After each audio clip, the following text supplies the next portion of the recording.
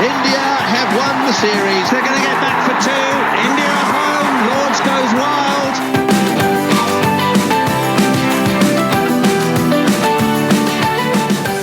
Hello and welcome to the latest edition of the 81 All Out podcast. We're recording just a little after the World Cup final between England and New Zealand, a final that ended in a tie and then again ended in a tie before England went on to be awarded the trophy. They had scored more number of boundaries, so they won on that count. To talk to me about the game, we have 81 All Out regulars, Subhash Jayaraman, the cricket coach.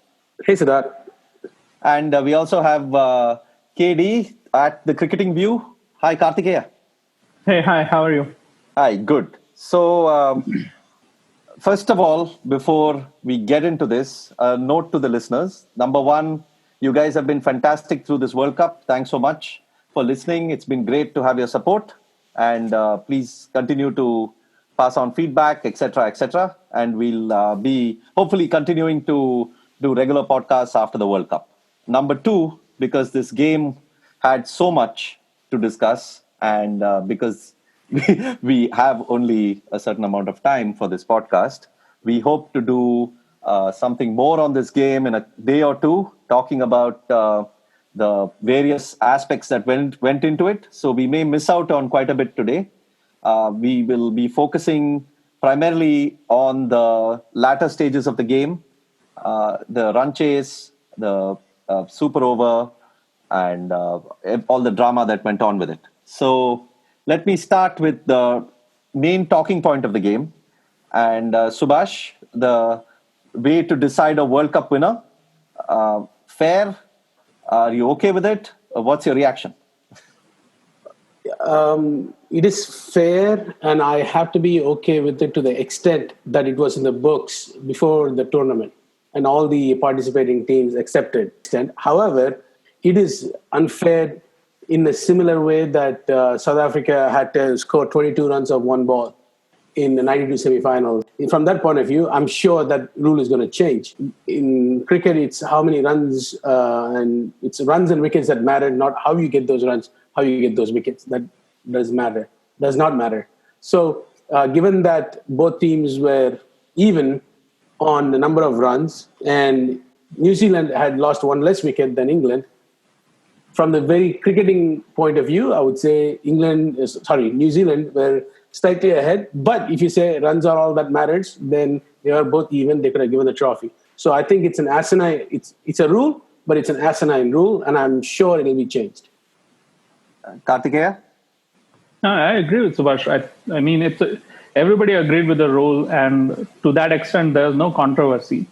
But I mean, England has become now the first team in nearly 4,200 official one-day international games to be bowled out in a run chase and still win the game.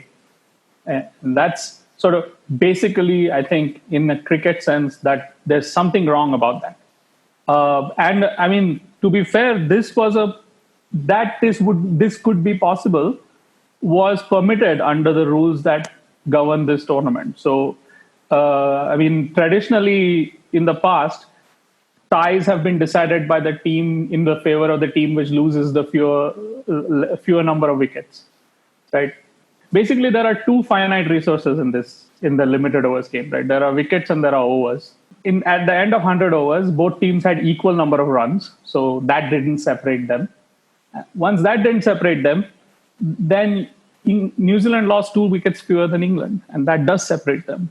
And under rules which have governed tournaments in the past, New Zealand would have been world champions. I mean, Duckworth-Lewis considers, wickets as a resource and overs as a resource. So it's even under some parts of the rules which govern this tournament, you consider runs and wickets. But in some other parts, even if they are not equal, you ignore that. It's a very unsatisfactory end in a way to the World Cup. So the reason for this boundary thing, again, is it, number one, I'm assuming someone thought through this. Maybe they didn't. But if they did think through this, is it a commercial reason? Like the more number of boundaries you hit, the assumption is that cricket is more exciting. because the odds of this rule being invoked to decide who the world champion is are so small. So many things have to go in a particular fashion and come down to this. You get tied at the end of the game and you get tied at the end of the super over. What are the chances of that? How many World Cup finals have ended in ties? How many World Cup matches have ended in ties? There have been few, but and then now you calculate the odds of how you're going to end up in a tie after super over. So people don't pay that much attention to such small probability of something happening because they got bigger things to worry about, bigger fishes to fry. And it's no different from, again, the rain rule. Rain rule penalized teams for bowling maidens, which blows your mind considering, the whole concept of the game is to stop the other team from scoring runs because one additional run wins the game. And I'm sure Team Richie Benoit, one of the wise minds of cricket, thought this through, and that's the best you could come up with, and nobody ever challenged it. Because, how often are you going to run into some situations? It's Australian summer. But then it happens, and it happens in one of the biggest stages, which is a semi-final. And then, obviously, you realize that rule is junk and got what it deserved. You got trashed. And same thing here. It's a junk rule. It'll get trashed. And you will have something more robust, like Duckworth Lewis came out of rain-affected match in 92. You will have something better, more robust thing coming out. Obviously, administrators are not going to get everything correct in the first iteration or second or third, but eventually it'll take cricket to a better place. So two out of 100 ODIs are tied on average. Look, all sport is governed by rules which are ultimately arbitrary, but rules in sport sort of acquire their own history and their own logic. This seems to me to be completely new ground. This idea of separating teams based on what form their runs come in. And it's not even extras versus runs from the bat. It's boundaries versus non-boundaries. That's a strange rule, but it's the rule. So there's not much that can be done about it. If India was on the wrong end of this result, I think the chances of this rule being changed would be much higher than if New Zealand is on the wrong end of this. Yeah, but it should be said that look, as it becomes harder to separate teams, the types of rules you make to separate teams generally tend to become more and more absurd. So it's sort of a measure of how close this game was and how good New Zealand were, that it was ultimately decided on this absurdity. And whether England and New Zealand and the ICC like it or not, this remains sort of every time this final is mentioned, it will be mentioned that, well, it was decided on the fact that England hit more boundaries than New Zealand, which is, I think, kind of funny. But yeah, there were so many tiny things through the game that could have changed the result either way. If you start off with even the smallest, like a misfield, or the smallest, the ball that Martin Guptill threw in and which ricocheted off Ben Stokes's bat and went to the boundary, and so many things. So Subhash, you were telling us before the recording that you actually were noting down the lucky breaks that the teams were getting in the run chase. Can you tell us a bit about that? Take the first ball of England's innings, right? LBW appeal to Roy, and it stands as umpire's call. Sure, if it's within the margin of error and umpire's call stands, fine. If it's like isolated events, fine. But then, I even took a screenshot of the control percentage of the batsman in the first, I think, 5 or 6 overs. Roughly, you're talking 15, 16 balls, something like that. And the control percent was in the 40%. Meaning they were just playing, missing, or edging, inside edging, falling short, LBW appeals, all these things are happening. And yet, Roy and Bairstow were there. And those are absolute critical to England's chances. And as you go along, the batting got more challenging. And still, no batsman could really get in on this wicket, feel comfortable. I think the only batsman on this pitch that looked reasonable to hit was Jimmy Neesham during his 19-run innings while batting first, as well as in the power play. Sorry, super over.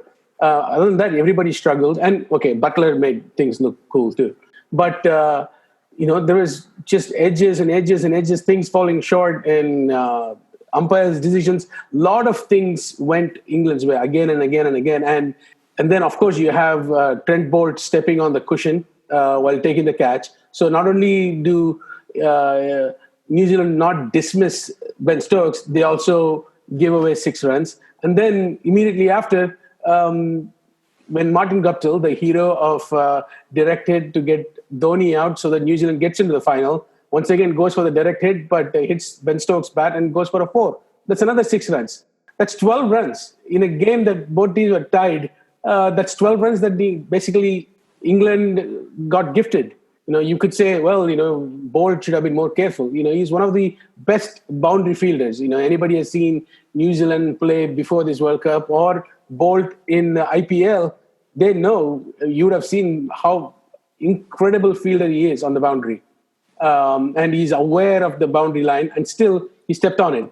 And as Ken Williamson said, in the end, I guess it wasn't meant to be. I mean, there was so much luck going England's way that they could draw parity with New Zealand. What about for New Zealand? There must have been times when New Zealand were lucky too, right? Yeah, absolutely. But Henry Nicholls, gets an LBW appeal, challenges it, stays in. He doesn't do that in the previous time when they played England at Durham. Whereas here, again, Martin Guptill, plumb LBW, appeals it, and then umpire is proven to be correct, but then it takes away Ross Taylor's wicket when he was not out. So, there were luck going, depending on how you want to see it. I would say it was distinctly trending, significantly trending towards one team. Look, I think England are clearly the better side overall. Over the last 4 years, they've probably been the best team in the world by some small distance over India. The one way in which New Zealand could compete in this final, given the way matches have gone, was to bat first and set a total and then defend it. And winning the toss was a big piece of luck for them. It's been a very, very difficult World Cup for run chasers. And that's mainly because, the wickets have sort of slowed down towards as you've gone into the second innings, and in some cases even late in the first innings. And that's one of the reasons why I thought, Trent Boult, as awesome as he is, and he's clearly class bowler, this was not a wicket for him. I mean, this was a wicket for, change-ups. And, this would have been a great pitch for Bhuvaneshwar Kumar or Mustafizur Rahman or one of those types of bowlers. And so I thought, Santner bowling only 3 overs, they could have used Santner a little bit longer and, maybe held off, one out of Ferguson or Henry a little bit later. That might have helped them, because Ferguson was a little bit more suited to this kind of pitch, because, he hits the wicket hard and he's got some raw pace and stuff like that. But those are really small things. I mean, I think overall England were clearly sort of on paper the better side, but New Zealand won the toss, and boy, they made the most of it. I thought the toss, if England had won, Morgan was leaning towards bowling first anyway. So because they had just done it against Australia in the semi-final. So I think that was the news that came out, that he was planning on bowling, given the conditions and stuff. Although New Zealand should have retained Ferguson and Jimmy Neesham to bowl majority of the last 10. If not all 10, at least 9. They could have bowled Henry and Boult earlier. The reason why they bowled Henry out earlier is because he doesn't do the slowers that well. He doesn't hit the back of... He doesn't bash into the wicket as well as the others do. He's more kiss the surface kind of guy. Another thing that Williamson did well in the India game was he kept Neesham for the 50th over by bowling everybody else out and wanted to keep that as a last over. If anybody's going to take a chance against my sixth bowler, this is when it's a very Dhoni move to do that and to have that kind of bowler bowling the last over. Whereas here you had Trent Boult bowling the 50th and opposite thing happened. I mean, we shouldn't lose sight of the fact that New Zealand have sort of overperformed in both the semi-final and the final. I saw a statistic that, against India in the first 10 overs of India's innings, India played 11 false shots and lost 4 wickets. And England today played 16 false shots in 10 overs and lost just a wicket. And those definition of luck. Yeah, but those things are sort of 11-4 is a lot of luck, and sort of 16-1 is sort of probably 1 wicket too few. I don't necessarily think that bit was unfair. I want to add one thing about the super over, which is England chose to bowl Jafra Archer. Given the situations under which Jafra Archer entered the England team, fast-tracked into the World Cup squad and selected to play every game, and the questions that surrounded Jafra Archer's inclusion about how it might affect the camaraderie, team culture, and spirit, and all that bullshit. For a neutral like me, that kind of that does not like England winning any sporting event, and leaning towards New Zealand, you're given the rock and a hard place choice, because you want New Zealand to win, but at the same time, you don't want Jafra Archer to be saddled with this burden where the Tory newspapers will run roughshod over him. And that would be the end of, anybody with his background again playing cricket. Yeah, you're like a proper neutral. You're like a neutral who never wants England to win. If you're not from England, there is no reason to support England in anything ever. Well, but I don't think Jafra Archer's career would have finished or anything. I don't think it would have been the end of his career. But I think that this would be hung around his neck forever. Why is he not taking 5 first every single innings? He's a complete failure. We told you. So don't forget, he has only been playing international cricket for 2 months, and he's one of the top wicket takers of the 2019 World Cup. He's bowled, and he's done that bowling basically in the first power play and the slog. I mean, he's like a superstar. He's like a phenomenon. He's like basically the find of the World Cup. England have found like a real gem, and to England's credit, they did pick him. And the sort of the cricket people over there who decide stuff, they were under no doubt as to what his potential was. I mean, you look at his record over 3 years, he's taken 130 wickets at 23 for Sussex and various teams he's played for. So I mean, clearly he's special player. Do you think were you surprised with the choice of Guptill and Neesham walking in for the super over, or was that just a call that people take in the super over and one shouldn't analyze it too deeply? No, I don't think, even if you want to analyze deeply, I don't think they had many options besides those two. For New Zealand, definitely. And England, I thought they could have gone with Butler and Roy, because Stokes was so freaking tired by the time the 50 overs ended. I thought they could have kept Stokes for, if one wicket had fallen down, Stokes had come in, the wicket had fallen down. England was spoiled for choice, and New Zealand did not have many. Neesham looked to be able to hit on this wicket, and Guptill generally looks to try to hit anyway. I could think of like two reasons. One, on paper, Neesham and Guptill are sort of, by reputation, power hitters. The other thing which went in Guptill's favor, I think, even though he was not been in very good form, is that he's actually played Archer a little bit. Whereas some of these other New Zealand players, I don't think they've faced Archer a lot. So I think that probably went in his favor. And also the fact that Guptill is extremely quick between the wicket, not quick enough. Yeah, but that was like what he hit it straight to the fielder. It was never 2 over. I mean, I get that.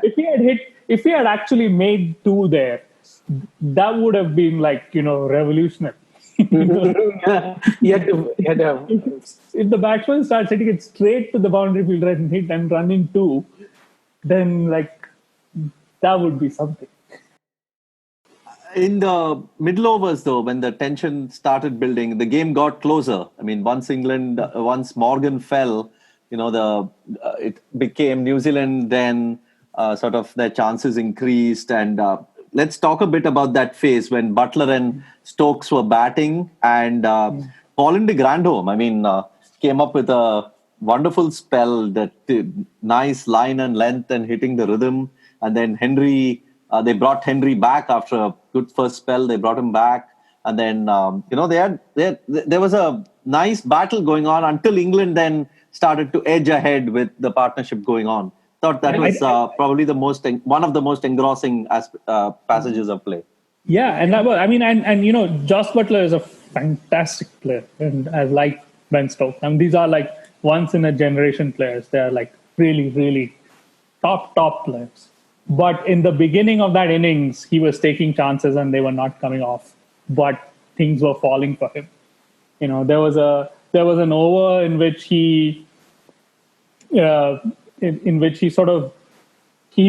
like I think 2 balls in the same over, and the first one fell short of third man, and the second one fell between point and cover.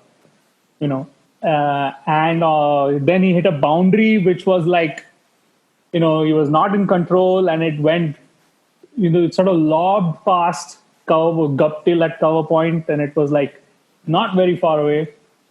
It was not his most fluent beginning, but sort of he has this nerveless quality to him. Like he's like AB de Villiers, like nerveless quality. And then when he starts meeting the ball well, then he's got tremendous power. He's some player. Both of them are like outstanding players, I think. But the more conventional batsmen suffered. Actually, when New Zealand batted, Williamson also had a very, very cautious start, and Root had a very cautious start, and Williamson played and missed a few times early in his innings, trying to do exactly what Root was trying to do to sort of, get out of this. He was getting stuck and he wanted to stop getting stuck. So he tried to sort of lash out, and Williamson played and missed, but, Root got the edge. The thing with the 240 score is like, it's still a 1-stand score, right? You have a 1 stand of a century and, your target is suddenly down to 2 figures pretty much. By the time you get to your middle order. Is this like a big fillip for English cricket? Is one-day cricket going to be something that they embrace more? What is going to happen according to you, in your estimate? Cricket is a minority sport in England. And obviously it's not on free-to-air television. Just because you put it on free-to-air on one game, and as it turns out, one of the best games of ODIs, to be honest, doesn't automatically mean that people are going to flock and start picking up a cricket ball or a bat and start playing. Highly, highly doubt that, because those things don't happen by flicking a switch. Because grassroots development is a long, hard toil by investing money into it and people into it, effort into it. So the game is hidden from the commoners, and it's a rich man's sport in England, and it's always been that way, and it'll stay that way. So the Moeen Alis and Adil Rasheeds and stuff that you see, they are rare. They're not common. It's still a public school driven sport, conservative sport, and the powers that be will keep it that way. The fact that it can go to go to pay television, that means it is geared towards people that can pay, £40 a month for cricket subscription. It depends on what they do after this game, because clearly millions of people are going to be like completely taken up by this. And this is the first time England have won a World Cup. But next week when the Ashes start, again it's on Sky. I mean, is this going to suddenly increase Sky subscriptions? Is that the effect of this free to air thing? I'll tell you what the effect of it'll have a direct effect on the 100 that 100, might benefit exactly the 100 because Yeah. that will be available on things, and now they will spin this into the franchise that they've always wanted to do. One thing I want to say before wrapping this up is I was interested to know about the game and how people are likely to remember it and how much they're likely to remember it and how. Of course, during the game, reactions are instant and people are saying it's the best one-day game ever, best game of cricket ever, etc., etc. But I think that these are some things that we are better placed to judge at a later date, looking back. But how do you think this game is likely to be remembered? Subhash, you were making a point earlier before we recorded about how you don't think it'll be as memorable as people may assume it to be. I mean, it's a tie game, right? And we have had many ties in the history of cricket. I remember one in 1991-92, Australia-West Indies. So in 30 years' time, I'll remember it just as well as I remember that game. 126, defending 126, India, Tendulkar comes and bowls a 41st over, takes the 10th wicket. I remember, so since I watched this game, I'll remember it. But here the additional thing is that it's a World Cup final. So you could say it assumes a lot more importance from that point of view, that it happened a tie game. It's a long and winding tournament, and the one tie game happens to be the final game of the tournament. The odds are that any of the 48 games could have been a tie game. So now we have to associate more importance to the tie because it happened at the last game of the tournament. And this is no different from saying some players are clutch. It's no different because runs are runs, wickets are wickets. To say that no player goes and says, you know what, I'm not going to take wickets in my first 9 overs, and last over I'm going to take 6. So you're saying in terms of what happened in the game, right? Because memories can work in different ways. One, of course, is the memory of different stages of the game and the cricket itself, the cricketing memory. And then the other is the personal memory. So you think you're talking about the actual cricketing memory, right? I mean, there might be like people that were at Lord's, watching the game. They may have a completely different version of the events because I am only watching the version of events that the TV producer chose to put it together. So in that sense, the majority of the people that experience this game outside of Lord's may have similar attachment to this game, except if you are, a diehard England fan that couldn't wait, wanted to see England win a World Cup in their lifetime, it might be different. Whereas for the majority of the cricketing world, it's a tie ball game decided by a kind of bizarre rule, established rule, but bizarre. That's it. Most games you don't remember them after a while. Maybe if it's a test match, you remember parts of it, but especially limited overs games, you don't remember them. But World Cup finals, you remember them. Like I didn't even watch the 1983 World Cup final, but I mean, that is some memory. You didn't even watch the game, but you remember it. That is some memory. But I have been unable to ignore the fact that every time they show some show on cricket, in the montage, there's the picture of, Mohinder Ramanath, with his, dancing on the cloud style run up. And, he sort of bowls what looks like an impossibly slow ball to Michael Holding. And Michael Holding tries to pull it and misses it. And Amarnath goes up in appeal. And then, as soon as he realizes that the umpire is going to put his finger up, he just turns and takes off. I remember that. I remember Arjuna Ranatunga, you playing that annoying little, what he would be called a late cut and what I would call an edge. To the third man boundary, and then running faster than he's ever run in his life, because they won the World Cup. I remember, you never forget. You remember, Alan Donald turning staring at the ball and then taking off and then getting run out at the striker's end. And similarly, you're not going to be allowed to forget the sight of Josh Butler diving, collecting the ball and diving to break the wickets as, Martin Guptill dives to make his ground and fails. So that's going to be the memory of the World Cup. Although I think maybe for some people, Trent Boult stepping on the boundary rope may be a memory, or that ball glancing off Stokes' bat and going for 4, that may be a memory. So those are things that people will remember. Those are they're like the handles by which people will remember these matches.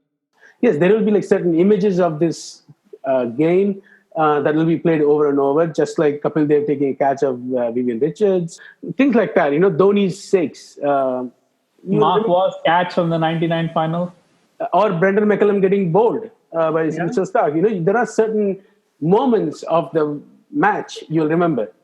So if I'm going to remember this match as by the handful of moments, the same way I'm going to remember 2015 World Cup, then you tell me. No, I get what you're saying. I get what you're saying, and I agree that with a profusion of entertainment and sporting options, that the vividness of the memories is probably not as focused as it was, say, from back when there were not that many options. But Karthikeya, one point is in terms of this greatest game and things, do these things interest you at all? There must be a way to evaluate the quality of games, right? I know all games are equal, but to evaluate the quality of games, there must be some metrics and some way to do it. And especially now, that now with some of the data that these quiz people have, you can look at one of the things I would like to see is I would like to see how many balls were really challenging, how many deliveries were challenging, and how many deliveries were not challenging, because that's usually what decides the quality of a game, right? That how much of the bowling is good. That's what decides the quality of a cricket ultimately. Because the bowler gets to begin the play, and if the bowler keeps offering free hits all the time, then it's not a good contest between bat and ball. So that's what I think a quality cricket match is, where and the quality of the cricket in this World Cup, especially once you get to the top 5 or 6 teams, has been really good.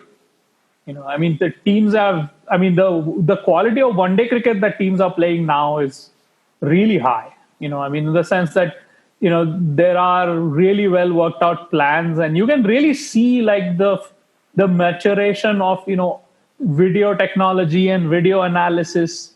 It's spread to the top 6 or 7 teams, and they're really able to take advantage of it. That last ball which Jofra Archer bowled, I don't think it was an accident. I think they knew where he was going to bowl it, and they knew where they expected the batsman to hit it. In the sense that I think they were prepared to say to the batsman that, okay, if you can back away to leg and hit this over cover for 4, good luck to you. If you can do that, then we'll put our hand up. You're too good for us. But this is where we want you to play, and this is what we want to defend. And to get that right, that's not just something that you make up on the morning of the game. That's something you thought up, after hours and hours of video work and hours of planning and stuff like that. And it's not just England. India did that. New Zealand definitely did that. Australia did that. And even when they do that, a player like Jason Roy can just blow you away. That is the standard at the very top of the game. So it's been a pleasure to watch, and it's a really, really good cricket. Outside of Test cricket, this is pretty much as good as it gets, I think. I think the conditions were challenging enough for it was not a tournament. They weren't roads. That much is true. That was really that meant it was going to be the teams, because you're bringing your top 10 teams in the world, right? So they are by and large sure, if you look at the number 1 ranked team, England, versus number 10 ranked team, Afghanistan, yes, there's a major gulf in quality of the team, individual player, pound for pound, right? But other than that, there's like, the quality is not that varied. And the conditions meant that you had to respect it, and there was a contest between bat and ball. So you had to be very, very clear in what is it that you want to do. Whether when you have the ball in your hand or the bat in hand, you had to know what you had to do, and you had to prepare well. So from that point of view, that England finishing as the champions actually gives stamp of approval to what they have been wanting to do since 2015, which is develop this approach, develop these players. This is the mechanism by which we're going to play ODIs and try to win the World Cup at home. So from that point of view, it's a major check mark for what they've tried to do and have accomplished. Yeah, but I think that's true. That's true. But I think up until last year, it was not clear that it would work. And that was because England until last year, I think, were sort of built exclusively for high scoring games. But in the last year or so, they found, first they found Mark Wood and then they found Jofra Archer. And both of them take wickets. And both of them are quick. And another they thing keep the batsman honest. Another thing they did was their batting go much further. Another thing that England accepted and was that they needed to play Plunkett instead of Moeen Ali. Once they made that, and Jason Roy came back from his injury, they were pretty solid team, top to bottom, no matter whether they were bowling or batting. And from that point of view, I would say that a team that was tabbed as the pre-tournament favorites, and as the tournament progressed, and once they hit their strides, were considered to be the favorites again, ends up winning the whole thing, right? So from that point of view, absolutely, I'm thrilled for the England team members. Yeah, I mean, if as Michael Atherton had written in his column, he had said that England are the number 1 ODI side. They've been playing really good ODI cricket for 4 years, but there is that one day or that one moment that they would like to put their stamp on. I mean, whether that's fair or unfair, or that is all something we can debate on. But he said in terms of it's like planting the flag. And I think in that sense, England winning the World Cup is, if you look back over the last 4 years. If they want one game to put that, hold on to say, like, this is who the England of 2015 to 19 are, they should actually look at the semi-final against Australia, not the final.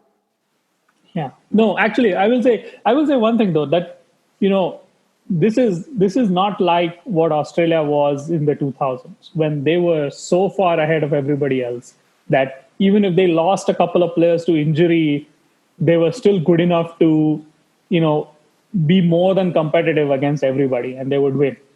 Here, within the top 4 or 5 teams, and I will also include New Zealand in them, especially in these types of conditions. The presence or absence of a few players has made a big difference. England were a very different team without Roy, and India were a very different team without Dhawan. And I don't think either of these teams are good enough to withstand that kind of loss, that kind of injury, and it makes them worse. And that sort of there's a level above that, which was sort of Australia. But whether that was because there was no other team as good as any of these teams, I don't know. Probably. And, by the way, just to carry the logic forward, Australia were in the same team without Sean Marsh once he got hurt too. So, joking. Yeah, of course, man. All right, so that's pretty much what we have time for. Thank you so much, Subhash, and thank you, Kartikeya, for joining. It's a pleasure. Thank you, Sidvi. So that brings us to the end of another episode of the 81 All Out podcast. Please subscribe on iTunes, Spotify, Google Podcasts, or wherever else you prefer. It would be wonderful if you could leave a rating and a review so that more people find us. You can also follow us on Twitter at 81allout and check out all our previous podcasts and articles on our website, 81allout.com. In case you're still listening, here's a shout out to our sister podcast on regional movies, whereistheotherbanana.com. You can follow them on Twitter at theotherbanana and watch out for updates on all the movie reviews and discussions that they put out. As always, we would love to hear your thoughts on the work we do, so please send us your feedback. Goodbye. In the air, Srijan takes it! India win! He'll come back for the second. India have won the test match. India have won the series. They're going to get back for two. India